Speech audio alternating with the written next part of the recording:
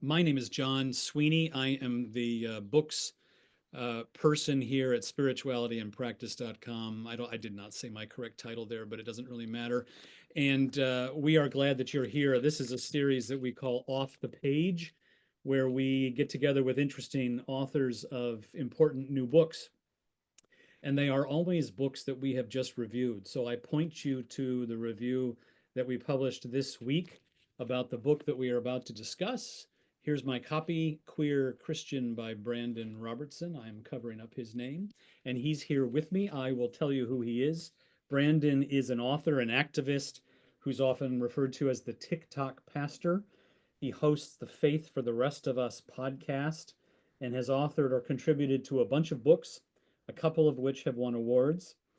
He is currently pursuing a PhD at Drew University in Biblical Studies. And perhaps, I suppose, most importantly, for our conversation here and for Brandan's life at this moment in time, is that he's a prominent champion of LGBTQ plus rights. So, Brandan, thank you for being with us and joining us. Thank you so much. It's such an honor to be here. I'm really happy to talk with you, Brandan, for a couple of reasons. I was thinking about our conversation before we got started, and I was thinking sometimes when I do these conversations, I worry that there will be enough to talk about.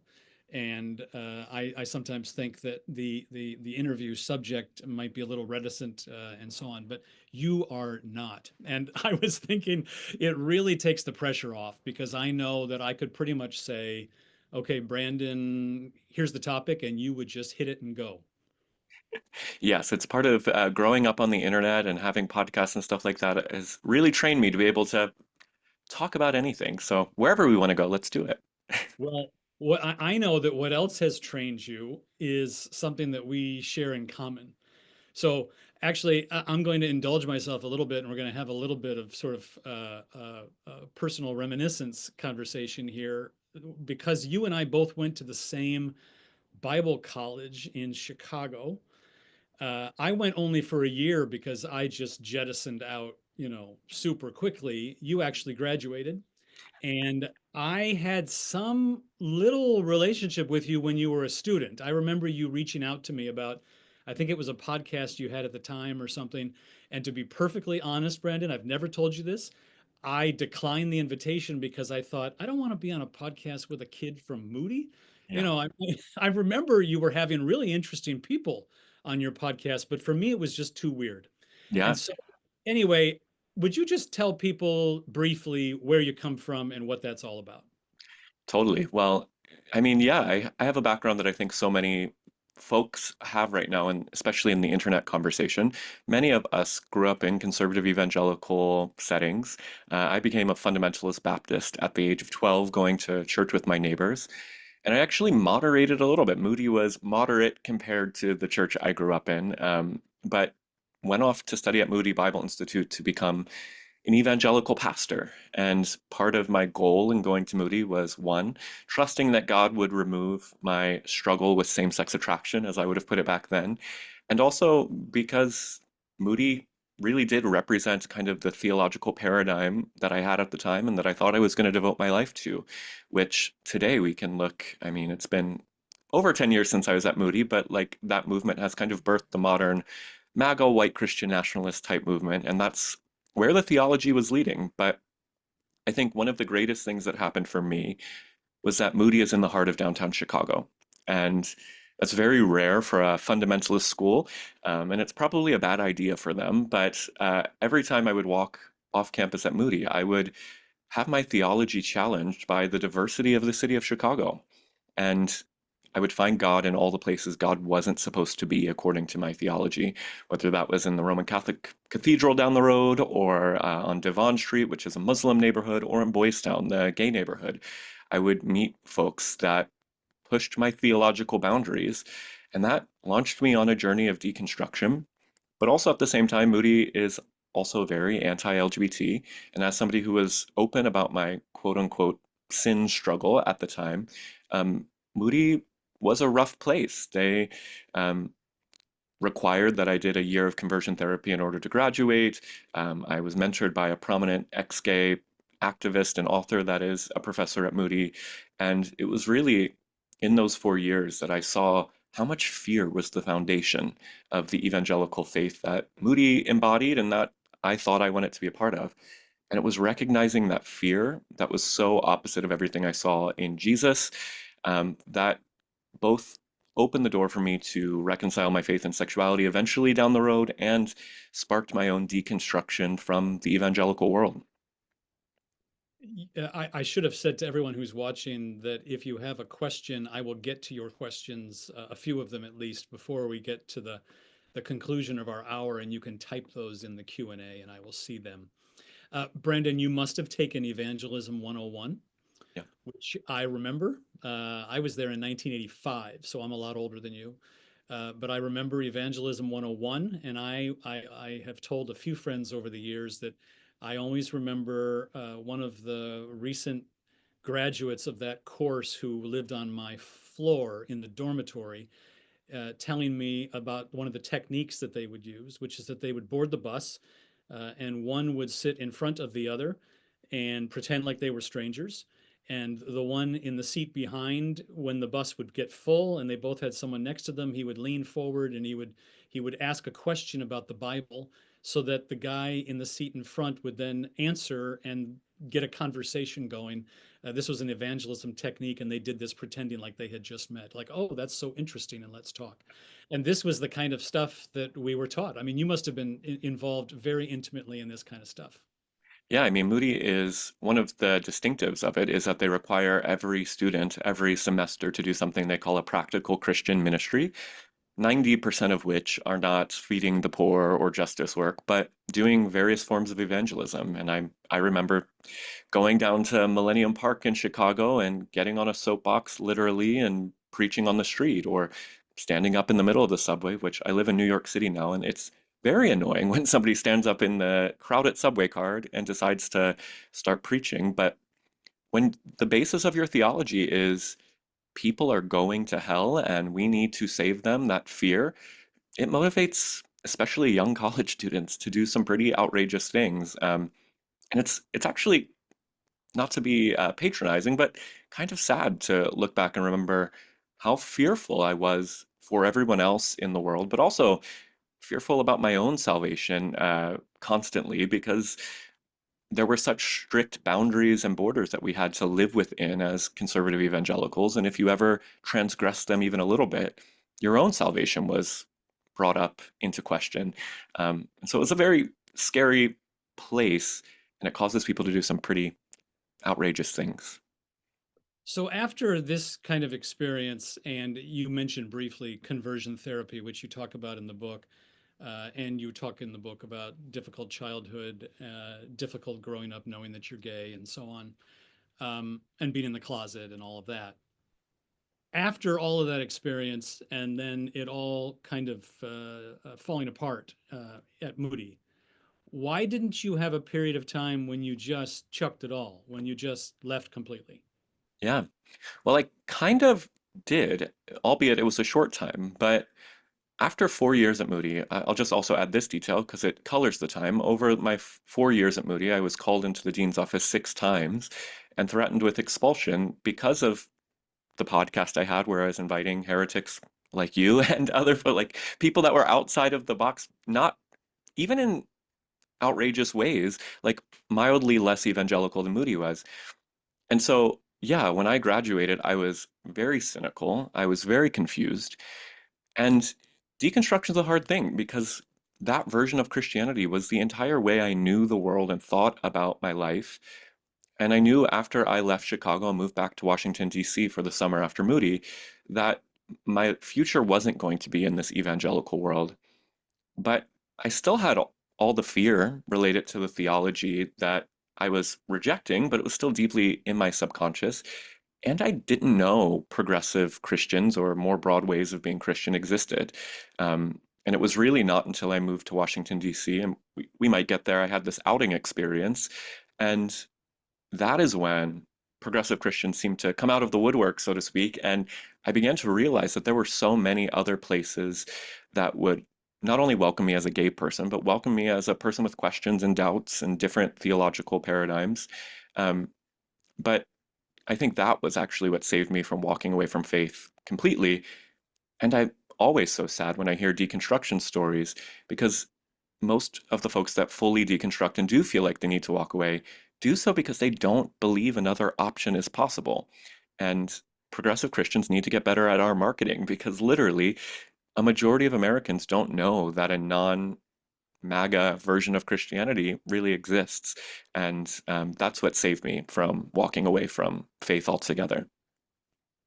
And I hope you'll forgive me that I want to stick with this subject a little longer because if for any other reason, it's really interesting to me, which is there's a way, my next question is getting to this, which is you must feel that there is a way in which you were made for this moment. Mm, I mean, I don't mean to put too much onto your shoulders, but you must know that you are trained in the ways of an evangelical preacher, and you have turned that to greater causes, mm. LGBTQ rights, and a more inclusive church and progressive Christianity. And I mean, your voice, the way in which you were able to command attention in very short form, which means that your TikTok audience grows by 1,000 people today. Um, that soapbox 19-year-old kid is still here using other techniques to the greater good. I mean, you must feel that, right? Yeah, it's become more of a realization recently. I mean, you're exactly right, though, that I think evangelicalism teaches some very good skills, again, in marketing and in even activism. Like, I learned how to be a political activist by being in an evangelical church growing up. Um, and I do think that is actually what gives me hope in this moment is that it's, I've been doing this work for a decade now, and not to make it sound like I'm older than I am, but when I was starting off and I had my little blog called Evangelical 10 years ago, like there wasn't a ton of young evangelicals that were like asking the deconstruction question. And today I get on TikTok and every day there's a new influencer, there's a new person showing up using what they learned from their evangelical world to dismantle these systems that are harming so many people in our world today. And so, yeah, it does really feel, in some sense, providential that um, my evangelical upbringing trained me to be the progressive Christian gay activist that I am. And I'm actually really grateful that so many former evangelicals or former conservative Roman Catholics are showing up on the internet today and really using the tools that we were given to show a better way. Like, it's a very exciting moment. Well, and I'm glad you used the word providential there because you're leading to my what I wanted to ask as sort of my last question of this part, and then I'll move on, which is I say this in my review of your book that went up a couple of days ago, that there are pieces of the evangelical that remain in you, and one of them is the evangelical heart, I think, and some of it might even be the evangelical belief. And I quote you from the book where you use language that a lot of progressive Christians wouldn't use. Do you get? I'm going to read the quote in a second, but I'll ask the question first. Do you get grief from some progressive fellow progressives for having still a very strong view of God at work in the world? Sort of the hand of God in the world. So the quote is this: clearly, God was at work not just in my own life, but around the world, bringing about a reformation in the church for the inclusion and celebration of queer people. When I read that, and there were other points in the book, I just thought, that is not just language, but belief that you retain Hmm. from those younger years, I think. Yeah. I mean, it's an interesting point that I've not really thought about, but you're right. I'm not orthodox or evangelical in most areas of my theology, but if there is an area I have retained, it's the belief in the ongoing work of the Spirit of God. That's the reason I'm not an atheist. Like, I've tried. There's been other points in my journey over the past decades where I'm like, maybe I should just be done because this is hard and nothing's changing. But I do have this robust sense that there is a spirit at work in the world that is moving us towards um, what I hope is a more inclusive, expansive, beautiful, and just world. Um, and yeah, I do think. I just recently got ordained in the United Church of Christ. And one of the reasons I chose this denomination was because of their tagline, which many people will know. A few years ago, they did a marketing campaign called God is Still Speaking. And I remember seeing that even as a conservative evangelical, and that piqued my interest because we believed that in the evangelical world, but we didn't live that out. The Bible was the end all be all. Whatever was written in the text and however we interpreted it was the end of our faith. And there was no room for evolution or changing our beliefs. And yet, Jesus himself says that when he ascended into heaven, he said, I will send you my spirit who will continue to lead you into all the truth. If there's one belief that I have retained, it's that God is still speaking, that there is work happening. And I'm convinced of it more and more when I get to hang out with marginalized and diverse people. And you see the incredible healing and revival. And I do think that's like a word we need to reclaim. There's truly an energy in a lot of these minority faith communities that are reclaiming the faith and saying the white conservative evangelical does not get to own Christian. And in fact, God has never, in the story of Scripture, worked within the paradigm of the institution. God is always on the outside of the institution and provoking those with the most power and influence and privilege. Yeah, thank you. Again, I'm John Sweeney here with Brandan Robertson. We're talking about his new book, Queer Christian. Brandan, I want to talk now, if you don't mind, about bullies, Mm. because when I read your book, I just couldn't help but feel like your fighting against bullies is constant by necessity, and again, it's something that you're made for. Um, can you just sort of respond to that? Talk about that for a minute. Yeah, I mean, I've been thinking a lot about this in therapy recently because I do share in the book that I grew up being relentlessly bullied. I was not just the closeted gay kid, I was the shy, awkward kid in choir. I ate lunch in the choir room closet most days in high school. So I had that from like a social standpoint. And it was really unfortunate because the church initially was the place I went to be protected from that. It was the place where I was affirmed. But then, as soon as I started asking questions, or as soon as it became clear that I might not fit in the boxes perfectly, there was a new kind of bullying that emerged that was actually worse than being called name the slur because it was cloaked in theological language. It was cloaked in divine language, and that carried a deeper weight and left a deeper wound in my soul. And as I've come out and now have done work in therapy and also am not reliant on the evangelical world for community or for anything else, I feel a responsibility to go back into those spaces because I do know the language. I do know the skeletons that exist in the evangelical closets because I've gotten to see them in my time there. And I do know that if those of us who come from that world don't go back, take responsibility, and speak truth in a way that they can hear it, then change is never going to happen. But of course, what that manifests as in reality is hundreds of comments a day on my TikTok videos calling me every name you can think of, and preachers getting me on their debate shows and saying really horrible things to my face in front of 700,000 people. But again, I feel a responsibility for the young evangelical who's closeted and gay right now, who is watching these very people um, attack me and people like me.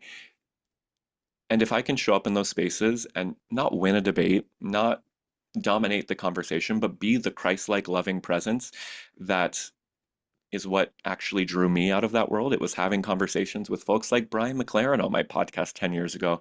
And I was like, why does this guy seem more like Jesus? Even though his theology is heretical according to our tradition, he embodied a Christ likeness that opened me and drew me towards a more inclusive faith. So if I can be that, and if I can step in and yeah, take some punches from the evangelical world every once in a while, but um, be a loving Christ-like presence, my hope is that it'll help other people in that world find liberation from it and find out that there is a better way and a different way to embody their faith. You take a lot of punches, and really just kudos, Brandon. I mean, I hope you hear this from other people at other times, but your book is a book of empowerment, you know, for queer Christians and for all who need to understand the Bible better. But you mentioned a couple of examples. I mean, I have seen you go on to these podcasts and these shows and things, And because I feel like I know you a little bit, I have sort of watched from a distance thinking like, oh my God, I can't believe he does these things. He says yes. But you just put yourself right in the middle, and it is really damn impressive, I gotta tell you. Well, thank you. I mean, to be very honest, I started off this year for promotion for this book doing a lot of very crazy, very right-wing shows. And I have come to a place where I'm starting to question just how useful, at least in a public platform, it is to always go into those spaces. I do think there's something to be said for being a loving witness to people who might see it. But also, we're in a moment in our country where the polarization is such that there really is no room for middle ground at all in a lot of these conversations. And so it's a double-edged sword, certainly. And I'm trying to be more thoughtful about who I'm engaging with because there are well-meaning, I think, honest evangelicals out there that are doing good work that just have differing perspectives that we might actually have a robust and meaningful dialogue with. And then there are those that are just out there to win debates and make a mockery of people. And um, yeah, there's a question about how useful that is, not just for me, but for anyone. I talk about it in the book. Like, if you have a very right-wing conservative parent that you're trying to convince that it's okay for you to be gay, I actually don't think debating them is going to change their heart and mind. It's about being a loving witness and allowing that experience to change them. So, all that to say, I do go into those spaces and I'm trying to be more thoughtful about what the strategy around that is. Yeah, I appreciate that. We have some questions coming in, and I wasn't thinking I was going to turn to the questions this early in our conversation. However, I really want to honor the questions in my conversation with you. And the first one that came in, I imagine, might be in response to me talking too much about things like bullies and punches and that sort of thing. So I'm going to read you that one. It's from Maxwell saying, listening in from our tribe, Augustine United Church, Edinburgh, Scotland. Delighted to be here. What brings you joy in the world today with all the challenges of queerophobia? Hmm. It really is that I'm going to keep repeating this and forgive me, but revival is happening. And I spend most of my life, and this is part of what keeps me going, right? Most of my life is not spent in these religious circles in my real world. I have a lovely, robust queer community here in New York City where I live, and I get to go out and meet groups of people and see that there is a renewed spirituality among the queer community. There is, even in a time like this politically, renewed commitment to building a more just and equal world. Um, I'm about to launch on a book tour, but I've already done a couple of events and getting to sit with communities around the country where, in the most unlikely places like Hattiesburg, Mississippi, where I'll be next week, there are beautiful communities of hundreds of people coming together to comfort, support, and resist. So if there's something that brings me joy, it's getting to see this in my real life, to see it on the internet, to see that the future doesn't have to be as bleak as the media makes it sound, because I see hundreds of thousands of young folks on TikTok every day really eager to learn a different way to be Christian, a different way to think about faith and sexuality. And that makes me think that the coming generations are actually going to push back a lot against this tide of homophobia, transphobia, fascism, all of it that we see right now. And that's exciting. I want to ask you a question now that gives a little bit of base for some folks who are watching who don't have the sophistication with the language and the way of understanding things that you do. And it is about the word queer. You deal with this in the book. And I've had some experience with friends who are trying to sort of understand the way in which the word queer is evolving and how it's used. Can you explain that a little bit? How queerness and being queer or making things queer is not always or necessarily about sexuality or about gender. Yeah.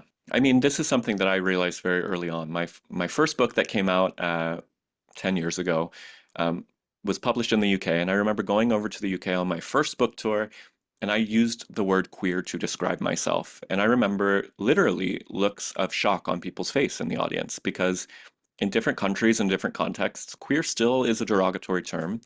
And then I've had the honor to pastor many older LGBT people who also resist the word queer because they will say things like, growing up, it was just a bullying term, it was a slur, so I'm not going to use it to identify.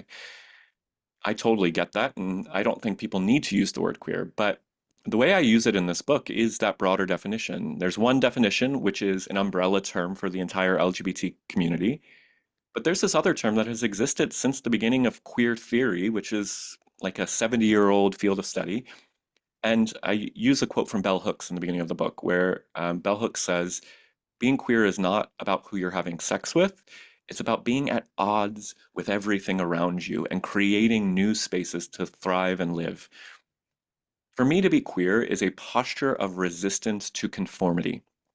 We live in a culture, straight people and queer people alike, where we are forced into boxes, where we are told there are acceptable ways to be a man and to be a woman in society, and you have to play by those rules or you'll be made fun of or lose opportunities. Um, and it's not just with gender, it's in virtually every category of our existence. We're forced by our cultures, our churches, our families to be certain ways in the world. And queer theory at its core asks, why? And I actually think one of the primary calls of the gospel of Jesus is to resist conformity, to die to the false selves that we have been forced to create in the world, to take off the masks and stop performing for what other people expect us to be, and to allow the self that God created us as to actually emerge in authenticity. And when that happens, people get uncomfortable and there's a freedom and a joy that actually comes in life that I don't think can be achieved in any other way. And I think this is one of the unique gifts queer people can offer to the church and to straight folks. The coming out process is the process of dying to false self and rising to new life. And the invitation of the idea of queer is for all of us to acknowledge we are wearing masks, we are performing, we are submitting to sets of rules and boundaries, and we don't even know why or where they come from. And it's an invitation to say, cross the boundary and see what happens. Explore what it looks like to bring a part of yourself into the light that you've been hiding for your entire life and see what happens. And I think there's liberation and freedom that comes from that. And that's really at the core of this book. It's not just a book about how to be gay and Christian, it's an invitation to all of us, straight and queer alike, to take on this fundamental posture of resisting conformity and being transformed, taking on authentic ways of being in the world. Um, and I hope that it can liberate us all. There's a question that has come in from someone named Rev Dog, and I'll read it to you. I shared recently that I felt a tension between my identity as a queer pastor and my identity as a pastor who's queer. Mm. One listener pointed out that I am both and that my pain arises when I'm forced to choose between them. I'm wondering if you feel this tension between being a pastor who is queer and being a queer pastor, and if so, what it means to you. Yeah, there's so much to unpack there, right? There's a couple challenges, I think, for any queer person in ministry. One, that you are pigeonholed as the queer Christian. And it's one of the things I said in the writing of this book. Like, I didn't want to write queer and Christian. I've already written three other books on the topic of LGBT inclusion in the church. And I was kind of tired of being pigeonholed publicly as just Brandon, the queer pastor, because I talk about lots of other things. I'm interested in other things. And yet, there's also a gift for all of us who are queer ministers that we do get to hold these spaces and have these conversations in ways that liberate other people. Then there's the other side of the question that I actually think the person was asking about, which is in my first pastorate, I showed up as queer pastor and I was newly out of the closet. And there was a lot of tension in how do I live out my queer exploration of self and sexuality and identity when I have this rigid, everyone has this rigid idea of what a religious leader is supposed to be. And sometimes those things are at odds. And I really wrestled with performing religious leader while also saying, I, I am queer and I am figuring things out. And there are things I don't know about myself. And there are ways I might want to show up in the world that disrupt the traditional category of religious leader.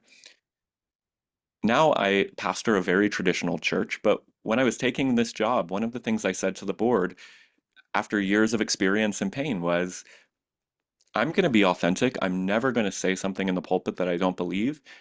I'm going to be the person I am, and it's going to make you uncomfortable because I'm not performing what you think a religious leader should be. I'm going to be the pastor I am. I'm going to be the Christian that I am. I'm going to be the queer person that I am. And it has frills and rough edges and things that don't fit into our categories of religion neatly. And that was actually the most liberating thing that I've ever done. And it's one of the things that I encourage all queer clergy to do is to be upfront with our churches and the people we're ministering to and say, I'm not playing this role of pastor in the way that it's commonly understood in society. I'm trying to show up authentically because I think that's where my best ministry can happen. And it's also gives you the freedom to be your full queer self in the world and to, I mean, this goes beyond sexuality for me. It's the way I show up now is I identify as a Christian agnostic. That's language that in most churches, even a progressive church board might raise their eyebrow and say, what do you mean you're a Christian agnostic? How can you be a Christian pastor? But queerness has allowed me to say I'm queering what it means to be a religious leader so much that I'm always going to put authenticity and honesty above playing by rules and meeting people's expectations. And it takes a lot of work to get there. But if you can get there, I promise you, you will end up ministering in places that will actually be blessed by your work and where you will truly have the freedom to be fully who God made you to be without any fear or anxiety about having to bifurcate your identity. That Christian agnostic, by the way, is kind of what I was poking you when earlier when I was saying you still use language like clearly God was at work. That doesn't sound like a Christian agnostic so much. Yeah, I mean, I'll be really honest with you. I think on the spirit language, I definitely really do believe that in a robust way. But a lot of what I do also is using the evangelical language intentionally because it still carries weight for that community. And it's a way to communicate to them, even if I mean something completely different than what they mean when they talk about the cross. Well, my theory of atonement would be considered heresy in most evangelical settings, but I can still preach a gospel centered, cross centric message that will hit people. They will hear it, they'll be able to receive it, but hopefully it like raises their eyebrow because they're hearing the conclusions I'm drawing that are not the traditional conclusions. So part of it is just a very strategic use of the language I was taught to speak to people and hopefully force them to rethink some of what these theological concepts mean. Yeah, makes sense. I'm John Sweeney here talking with Brandan Robertson about Queer Christian, which was just published, I don't know, what was it, a week ago or Tuesday this week, yeah. this week? Right. Thank you for being with us in publication week. Yeah. Uh, so, Brandon, this also leads me to want to ask a really basic question, which is why the Bible? So Mm. you're getting you're a pastor. You've been trained to be one, so you need to make a living, and so you're a pastor. I mean, that could be a simple reason, Yeah. but you're also pursuing a PhD in biblical studies. Not in philosophy, not in gender theory to go teach in a university somewhere, but in biblical studies. And you're writing a book that is full of the Bible, Bible this, Bible that, as if the Bible is the answer to all the problems. So I'm just kind of asking a big question of like, why the Bible? Is it just that you remain obsessed with the Bible, or is it that you really think that the Bible has all the answers, or is it that you want to just help people continue to deconstruct, or is it a little bit of all of that, or what? Yeah, I really think it's two things. One, I do deeply love the Bible, and I do like one of the things Moody really did, like Moody is a Bible saturated school. That was my first education, and I fell in love with the Bible there, and I still love the Bible. The Bible has so many layers of meaning. There is so much within it that still makes me think it's a divine text in some way, only because of how relevant it remains thousands of years after it was written. So there's something really compelling about the Bible that I can't even really put language or theology to that makes me drawn to it. But I also talk in this book. The audience for this book was actually, I was thinking as I was writing about queer folks who had left religion and were not interested in anymore. And I wanted to convince them to be interested in the Bible for a strategic political activist reason. And it's this: the Bible will remain the most influential book in the world for generations to come. We're even seeing a moment, there was just some studies published where the Bible's having an uptick in interest and it's now selling better than it has in decades. Um, People will keep drawing on the Bible, and countries around the world will continue to make legislation based on the Bible. So we've got to not just concede the Bible to conservatives and say, screw that old ancient book. We need to reclaim it, even if it's not for a religious purpose, but for a political and a social purpose. Um, Donald Trump will, again, in the near future, I'm sure, hold up a Bible somewhere and claim its authority to justify his agenda. I think it's important for queer people and our allies to at least know how to wrest the Bible from the grasp of those who are using it as a weapon and use it as the subversive tool that it was always meant to be. I always like to remind people the Bible was written by oppressed people for oppressed people longing for redemption and overcoming their oppressors.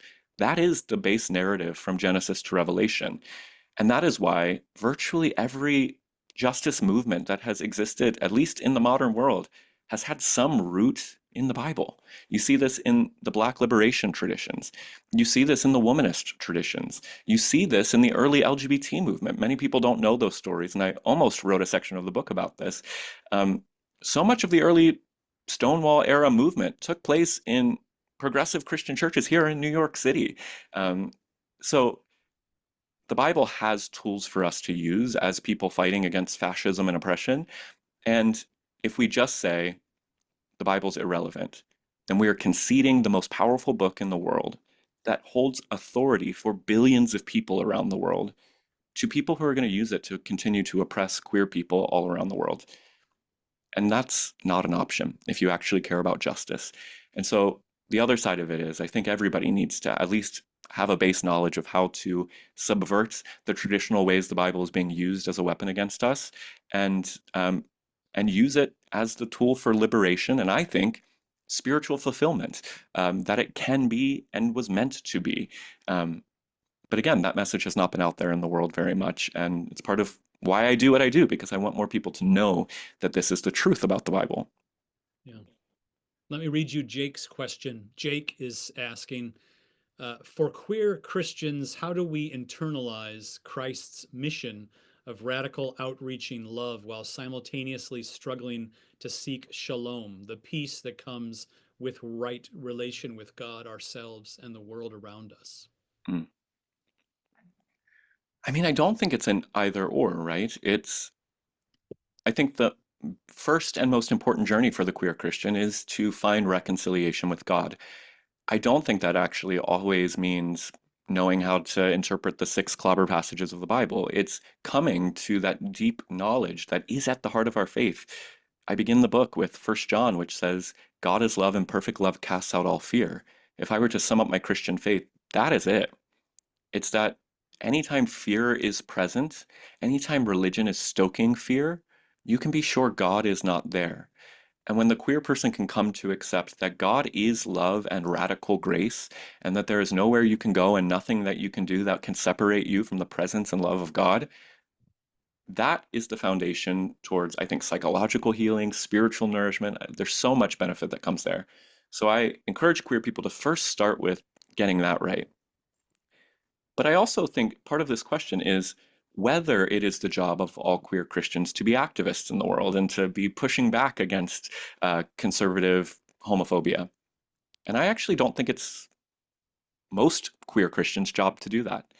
I think there are those who are called. I was called into ministry, and so I feel a unique call to step into this space and to do this work. But to the average queer Christian, it's draining and I actually think harmful to constantly be battling and to constantly be justifying their existence and their relationships. And so I think it's actually an opportunity for many queer Christians to actually focus on doing justice and spreading the gospel's social vision for other minority groups rather than always focusing on ourselves. It's actually more life giving to be working for justice for other groups.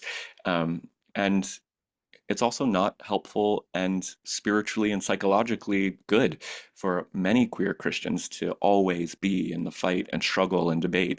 And so I would say one way to really live out the vision of God's shalom for the world is to spend your time doing advocacy for other groups. And I think in that you might actually find more spiritual fulfillment and your own healing rather than needing to constantly justify your own existence. part two of your book is devoted to those clobber passages, that you mentioned, the ones that people want to use against queer Christians. And you take them one by one, and you do it so well. And you have, I'm forgetting what they're called now. You have a paragraph at the end of each Yeah. one that's Quick sort of, responses. yeah, quick response, which I would imagine a lot of people are going to just try to memorize the quick response. Do you want to give us one of them as an example? Yeah, I can give you all of them in a very simple summary. Because this book really helped me see that the answer to all six clobber passages is simply that Christians don't understand the way sexuality and gender worked in the ancient world. In the ancient world, the primary means of male on male and female on female sex was exploitative and abusive. We have tomes of scholarship and original sources that say this from ancient Egypt all the way up to the Greco Roman world of the New Testament. So, in the Greco Roman world, it was permissible for a man to have sex with anyone of a lower social status, and they did that often. And it was very common for men to assert their dominance and superiority of their culture or their country by sexually penetrating foreigners that were in their country or slaves that were in their country from different cultures. That is, by and large, across all the scholarship, what was taking place when the Levitical writer is talking about the same-sex sex of ancient Egypt and ancient Canaan. That is certainly what was taking place in Rome and in Corinth when Paul is writing to these churches. This is by and large what was happening. There were not tons of loving, consensual same-sex couples running around. And every single passage of the Bible that refers to same-sex sex, if you read the verses around it, it's talking about, it also talks about prostitution, it talks about idolatry, it talks about exploitation. So, with all of that context, the verses become stunningly clear that what's being condemned is idolatrous, exploitative, and abusive non consensual sexual relationships that were common in the ancient world. And I don't know a single LGBT person in the world today that's advocating for that. So it just renders the verses irrelevant. I actually agree with all of the clobber passages if they're condemning exploitative sexual relationships. That's a bad thing. But there's no way to make a strong case to say that the authors of scripture were thinking of loving monogamous consensual gay relationships because that's not how the ancient world would have even thought about sex, gender, and relationships. So, Yeah. Well, what might be my last question for you, or what I thought was going to be my last question for you, Marcia, who's watching, also is asking, where do you see the future of the church? That's a huge question. But I was planning on asking you, your final chapter is called What Does Queer Spirituality Look Like? And I was going to ask you if you wanted to summarize that. And I'm wondering if that is your answer to Marcia's question. yeah, I mean, I'll say this as a little bit of background, and you might remember this, but like my early career in blogging and podcasting was being the young millennial telling everybody else what millennials were going to do to the future of the church, and I thought I could forecast it. Uh, Doing this for the time that I have now, I am less confident in anyone's ability to forecast the future of the church, and I'm also a little less optimistic than I was 10 years ago. I don't think the future of the Christian church, probably in my lifetime, is going to be radical LGBT inclusion, radical women's equality, radical dealing with racial justice. I don't actually think that's going to happen in most of the major Christian denominations.